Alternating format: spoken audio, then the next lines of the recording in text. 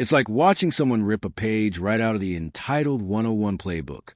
That same defiant, "I'm not paying for this" attitude, loud, wrong, and way too confident. But let's unpack it. And fair warning, this one's a ride. The kind where you'll be shouting at your screen halfway through. So strap in, because this isn't just politics.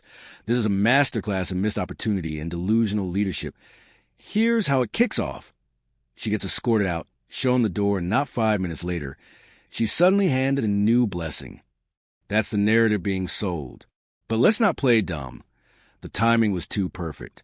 She's barely out the building, and already lining up the next gig? This wasn't luck. It was a setup. Anyone on the outside can see the chessboard. But the insiders? Frozen in place, overthinking every move, paralyzed by fear dressed up as caution. And speaking of fear, rewind to the last board meeting. It wasn't a meeting. It was a mess. Everyone talking over each other. Nobody focused. Just pure noise. Then up steps Mary Avant, known for never aligning with Tiffany's camp. She was supposed to be the shift, the one who wasn't drinking the Kool-Aid. Now that she's got her Thornton Township seat locked in, this should be her moment to lead, to change the direction. But instead, she fumbles the mic like she wasn't ready for the moment. Mary starts with this odd speech, random, scattered, and baffling. Her big vision? Don't buy the Pope's house. Why? Because just pay the bills and keep it moving. That's the grand plan. That's what she brought to the table. Just survive.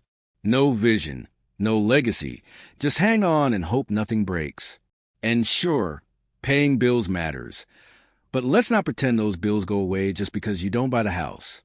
Whether they own it or not, the village still pays. And here's the dangerous part. If someone else buys it, they control the narrative.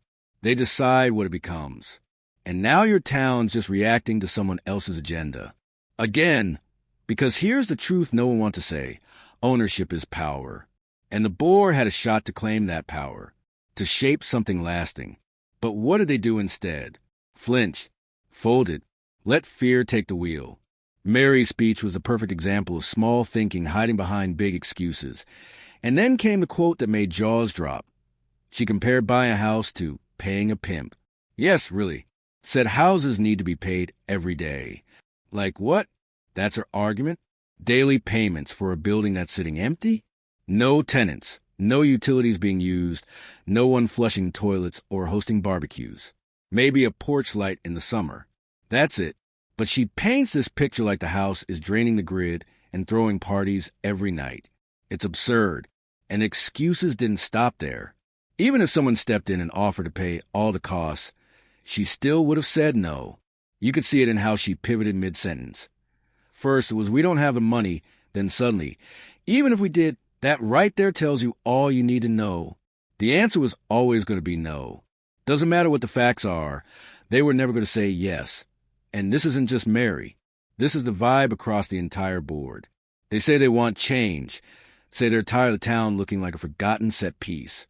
But when it's time to act, they stall, they wait, they hope for some magic fix that doesn't require risk or effort. And when nothing improves, they cry and blame everyone else. It's a classic game. Kill every idea that might work, then complain nothing ever works. So what do they actually want? Because based on that meeting, it's not solutions. It's not progress.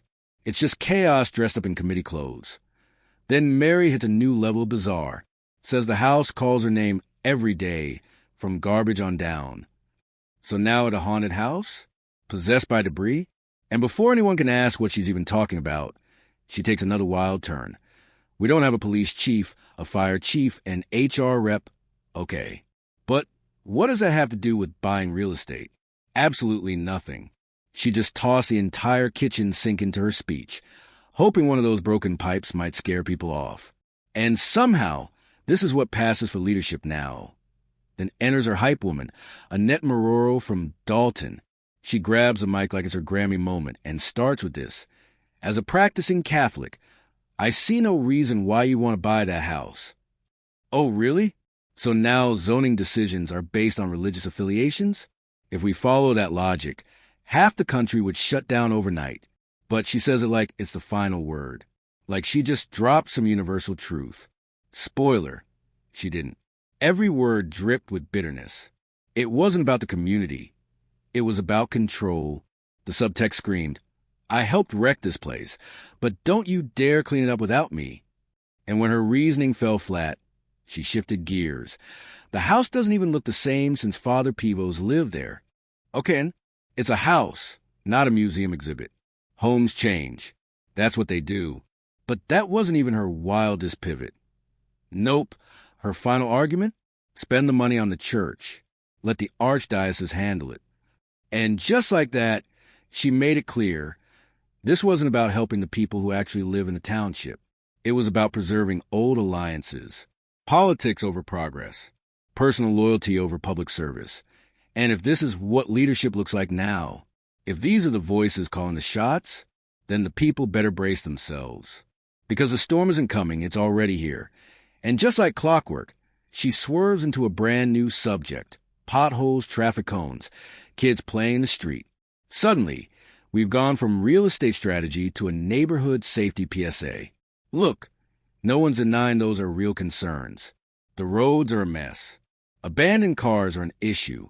But what does any of that have to do with a historic, symbolic piece of property? Absolutely nothing.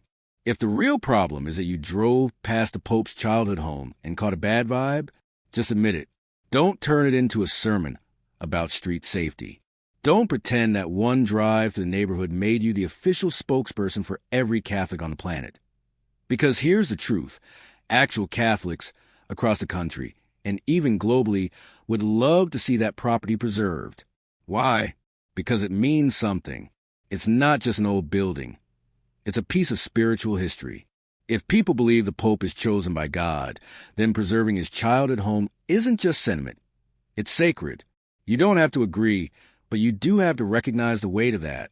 And somewhere deep down, she recognizes it too. But the real issue isn't the property. It's the thought of someone she doesn't like getting the credit. That's not policy, that's personal. That's ego in full control. And right on schedule, here comes a fallback excuse. We just don't have the money. The classic political dodge. So which is it, Annette? You don't believe in the project? You think it's a bad investment? Or now the township is suddenly flat broke? Pick one. Because when your reasoning flips more than a pancake on Sunday morning, you're not making a point. You're avoiding one. And just when you think it can't get more transparent, she delivers a grand finale. The classic Karen tantrum. I'm not paying for it. It was supposed to be a mic drop. What it really was. A cringe-inducing, out-of-touch outburst that made the entire room silently recoil. That moment, that's the mask slipping. Every justification she threw out was just noise. That final line was the only real one. She's not fighting for the budget. She's not protecting the people. She's fighting for control. She doesn't want solutions. She wants to keep the chaos rolling, as long as it keeps her in the spotlight. Block progress, argue with everyone, then act shocked when nothing improves. That's the strategy. That's the game. And that's why this video had to be made, because some people don't want to be helped. They just want to be loud. But here's the kicker. The board moved forward anyway. They saw through the noise, saw the opportunity, and took action. They bought the house. Which means, Annette, guess what? You were paying for it. All that noise, all that drama, all those speeches dripping in sarcasm and bitterness, didn't change a thing. You're paying the same check as everyone else. And that right there, that's the plot twist she never saw coming. Here's the real bottom line. If you want something better, you have to be willing to support it, even when it's not your idea. You can't keep swatting down every opportunity just because someone you don't like might succeed. That's not leadership. That's sabotage. And sabotage, it always boomerangs. It always comes back around. And when it does, don't act confused. Don't act like the world just keeps letting you down. The truth is simple. People tried. You were handed chances. And if you keep fumbling the play on purpose, eventually, the team stops passing you the ball.